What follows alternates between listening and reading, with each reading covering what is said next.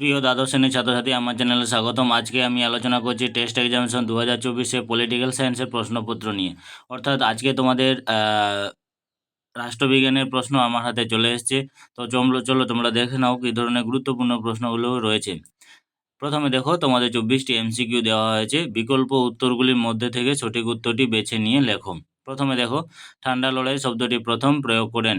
অপশনগুলো দেখো, Bernard, বারুচু, Truman, Churchill, Gorbachev. 2 নম্বরে, ভারত পাক সিমলা চুক্তি সম্পাদিত হয়েছিল কত খ্রিস্টাব্দে? অপশনগুলো দেখো, 1965, 1972, 1975, 1978। 3 নম্বরে হচ্ছে সল্ট ওয়ান স্বাক্ষরিত হয়েছিল কবে? 1972, 1963, 1968, 1973। The making of origin policy গ্রন্থটির লেখক হলেন কে? অপশনগুলো দেখে নাও। এবারে সার্কের প্রথম শীর্ষ সম্মেলন অনুষ্ঠিত হয় কবে? অনুষ্ঠিত হয় দিল্লিতে। কোথায় অনুষ্ঠিত হয়? দিল্লিতে, ইসলামাবাদে, ঢাকায়, কলম্বোতে।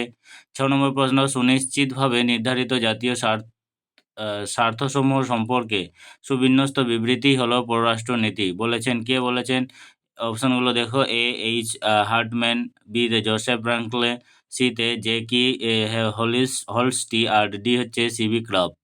7 নম্বরে দেখো, শান্তির জন্য ঐক্য প্রস্তাব সাধারণ সভায় গৃহীত হয় কবে? গৃহীত 1960, 1970, 1950, 1965। 8 নম্বরে, 1945 খ্রিস্টাব্দে দেশটির সদস্য নিয়ে সম্মিলিত জাতিপুঞ্জ তার যাত্রা শুরু করেছিল। অপশান 21টি, 50টি, 187, 193টি। 9 নম্বরে, সাধারণ সভাকে কূটনীতিবিদদের সম্মেলন বলেছেন কে? বলেছেন আস্টিন, গ্যাটেল, তারপরে হচ্ছে গুডরিচ, সুমেন। 10 নম্বর প্রশ্ন, আন্তর্জাতিক বিচারালয়ে বিচারের এলাকা হলো ড্যাশ? 3টি। বা অপশান এ 3টি, 4টি, 5টি আর 6টি। এরপরে 11 নম্বরে, ভারতে অ্যাটর্নি জেনারেলকে নিযুক্ত করেন রাষ্ট্রপতি, প্রধানমন্ত্রী, প্রধান বিচারপতি, উপরাষ্ট্রপতি।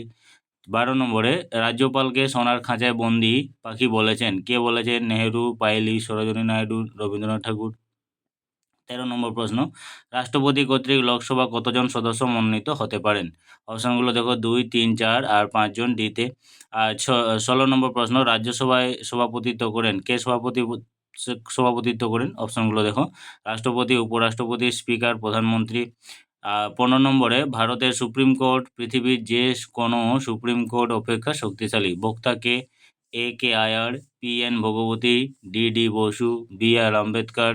আর নেক্সট কোশ্চেন, 16তে সুপ্রিম কোর্টে আছে কি? আছে মূল এলাকা, আপিল এলাকা, পরামর্শ দান এলাকা। তারপর ডিতে আছে মূল এলাকা, আপিল এলাকা, পরামর্শ দান এলাকা। এবারে 17 নম্বর প্রশ্ন, লোক আদালত প্রথম গঠিত হয়েছিল কবে? কোথায় গঠিত হয়েছিল? দিল্লিতে, জুনাগড়ে, চেন্নাই, মুম্বাইতে। তারপর নেক্সট কোশ্চেন, 18 নম্বর কোশ্চেন, কলকাতা হাইকোর্ট এলাকায় রয়েছে ড্যাশ পর্যন্ত? কত দূর পর্যন্ত? উড়িষ্যা, বিহার, ত্রিপুরা, আন্দামান নিকোবর। 19 নম্বর প্রশ্ন, সুপ্রিম কোর্টে বিচারপতিদের নিয়োগ করেন কে? নিয়োগ করেন রাষ্ট্রপতি, রাজ্যপাল, উপরাষ্ট্রপতি, প্রধানমন্ত্রী।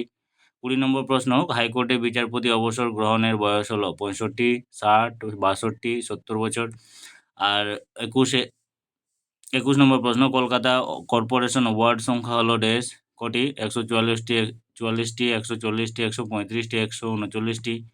13 নম্বর প্রশ্ন, পৌরসভা নির্বাচনে প্রতিনিধিদের বলা হয় কাউন্সিলর, মেয়র, সভাপতি আর সভাধিপতি।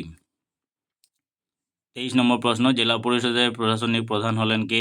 অপশনগুলো দেখো, বিডিও, এসডিও, ডিএম আর সভাধিপতি। আর 24 নম্বর প্রশ্ন, প্রতিটি গ্রাম পঞ্চায়েত 10 জন সদস্য নিয়ে গঠিত। 5 থেকে 30, 5 থেকে 10, 10 থেকে 30, 10 থেকে 20। এরপরে চলো নেক্সটে। এখানে 1 নম্বরের প্রশ্ন 16টি তোমাদের করতে হবে।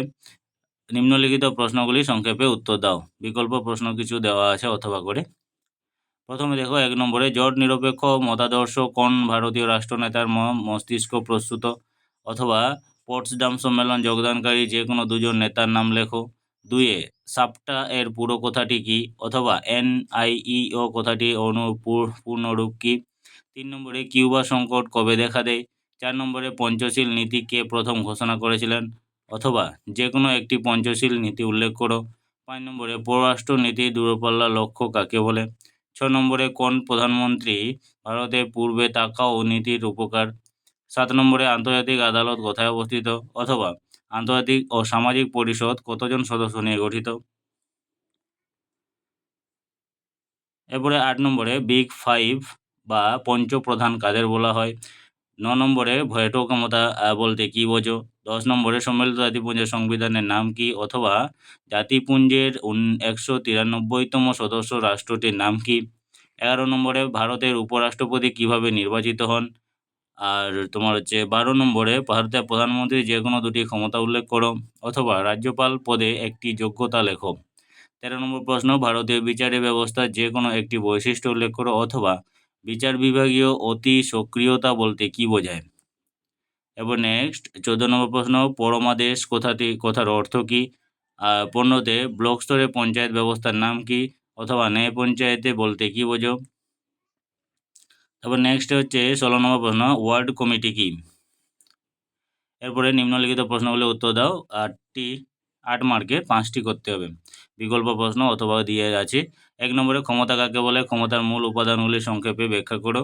অথবা দিয়ে বিশ্বায়ন কাকে বলে? বিশ্বায়নের প্রকৃতি আলোচনা করো। 2 নম্বরে উদারনীতিবাদ কাকে বলে? উদারনীতিবাদের মূল বৈশিষ্ট্যগুলি সংক্ষেপে আলোচনা করো। এরপর নেক্সট 3 নম্বরে ক্ষমতা স্বতন্ত্রীকরণ নীতির পক্ষে ও বিপক্ষে যুক্তিগুলি আলোচনা করো। অথবা এক কক্ষ বিশিষ্ট আইনসভার পক্ষে ও বিপক্ষে যুক্তি দাও। অথবা এবার নেক্সট, ভারতের রাষ্ট্রপতির ক্ষমতা, কার্যাবলী ও পদমর্যাদা আলোচনা করো। অথবা ভারতের কোনো একটি রাজ্যের মুখ্যমন্ত্রীর ক্ষমতা ও পদমর্যাদা আলোচনা করো। 5 নম্বরে ভারতীয় পার্লামেন্টের ক্ষমতা ও কার্যাবলী আলোচনা করো। অথবা দিয়ে ভারতীয় পার্লামেন্টের আইন পাশের পদ্ধতি ব্যাখ্যা। তো এই ছিল তোমাদের প্রশ্নপত্র রাষ্ট্রবিজ্ঞানের।